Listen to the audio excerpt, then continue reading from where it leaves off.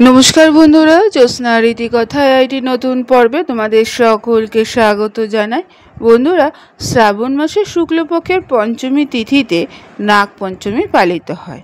এই বছর 29শে জুলাই নাগপঞ্চমী পালিত হবে। এই দিন শিবযোগও তৈরি হবে, যার ফলে এই তিথিতে পুজো করা অত্যন্ত শুভ হয়ে উঠেছে।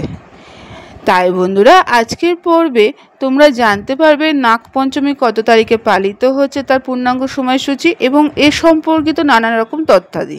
তাই স্কিপ না করে পুরো পর্বটি দেখো। ভালো লাগলে অবশ্যই শেয়ার করে দেবে, লাইক করে দেবে, আর পাশের যে বেল আইকনটি রয়েছে তাতে প্রেস করে রাখবে, যাতে পরবর্তী ভিডিওর নোটিফিকেশন সবার আগে তোমাদের কাছে পৌঁছে যেতে পারে। তাহলে চলো বন্ধুরা, আজকের পর্বটি শুরু করা যাক। বন্ধুরা, হিন্দু ধর্মের নাগপঞ্চমীর বিশেষ মাহাত্ম্য রয়েছে। শ্রাবণ মাসের শুক্লপক্ষে পঞ্চমী তিথিটি নাগপঞ্চমী হিসাবে পালিত হয়।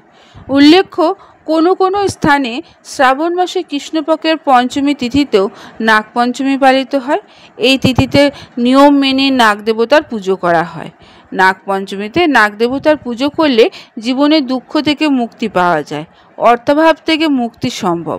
নাগদেবতাকে শিবের গণ মনে করা হয়, তাই নাগপঞ্চমীর পুজো করলে মহাদেব প্রসন্ন হয়। তবে বন্ধুরা, এবারে নাগপঞ্চমীতে একাধিক শুভযোগ তৈরি হয়েছে। শ্রাবণ শুক্লপক্ষের নাগপঞ্চমী কবে তা এইবার আমরা জানব।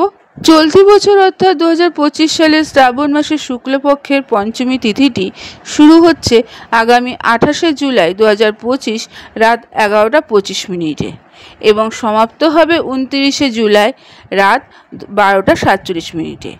এমন পরিস্থিতিতে উদয় তিথি অনুসারে 29শে জুলাই নাগপঞ্চমী পালিত হবে। বন্ধুরা, নাগপঞ্চমী পুজোর শুভ সময় থাকছে ভোর 5:41 থেকে 8:23 পর্যন্ত। পুজোর মোট সময়কাল থাকছে 2 ঘন্টা 43 মিনিট। নাগপঞ্চমীর দিন পুজোর চৌঘরিয়া মুহূর্ত তৈরি হয়েছে। এই চৌঘরিয়া মুহূর্ত সকাল 10:46 থেকে দুপুর 12:27 পর্যন্ত থাকবে এবং দ্বিতীয় মুহূর্তটি থাকবে দুপুর 12:27 থেকে 2:09 পর্যন্ত।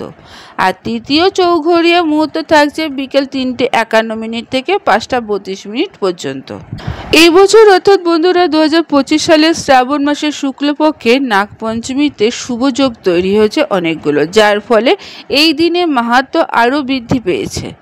এই তিথিতে শিবযোগের প্রভাব বেশি থাকবে। এই যোগে শিব ও নাগ দেবতার পুজো করলে ব্যক্তির সমস্ত মনস্কামনা পূর্ণ হবে।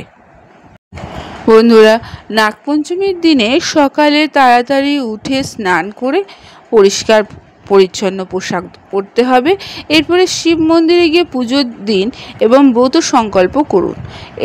এবার বাড়ির রান্নাঘর, ঠাকুর ঘরের দরজায় খড়ির প্রলেপ দিয়ে তাতে কয়লা দিয়ে নাগ আঁকুন। নাগ দেবতার ছবি ব্যবহার করতে পারেন। এবার নাগ দেবতার পুজো করতে হবে। দুধ ও জল দিয়ে স্নান করানো নাগ দেবতাকে, অর্থাৎ দুধ আর জল দিয়ে নাগ দেবতাকে স্নান করান।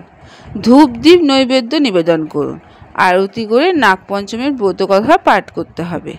শেষে এমন কোনো স্থানে দুধের বাটি রেখে আসুন যেখানে নাগ অর্থাৎ সাপ এসে দুধ পান করতে পারবে। এই তিথিতে সিমই এবং পায়েস বানানোর প্রথাও রয়েছে।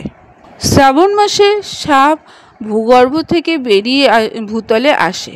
সাপ যাতে কোনো ব্যক্তিকে ক্ষতি করতে না পারে, সেই জন্যই নাগপঞ্চমীর পুজো করা হয়। শাস্ত্রমতে নাগদেবতা পঞ্চমী তিথি অধিপতি। এই তিথিতে নাগদেবতার পুজো করলে ভক্তদের সমস্ত মনস্কামনা পূর্ণ হয় এবং জীবনে সুখ সমৃদ্ধির আগমন ঘটে। মনে করা হয় নাগপঞ্চমীতে নিয়ম মেনে নাগদেবতার পুজো করলে কুষ্ঠিতে অবস্থিত রাহুকেতুর সঙ্গে সম্পর্কযুক্ত দোষ থেকে মুক্তি পাওয়া যায়। আবার নাগদেবতাকে পাতালের অধিপতিও বলা হয়, তাই এই তিথিতে ভুলেও মাটি খুঁড়তে নেই। সেই জন্য নাগপঞ্চমী তিথিটির গুরুত্ব আমাদের হিন্দু ধর্মে অনেকটাই তৈরি হয়েছে। বন্ধুরা, আজকের পর্বটি এখানেই শেষ করলাম। এতক্ষণ আমার ভিডিওটি দেখার জন্য ও শোনার জন্য তোমাদের অসংখ্য ধন্যবাদ।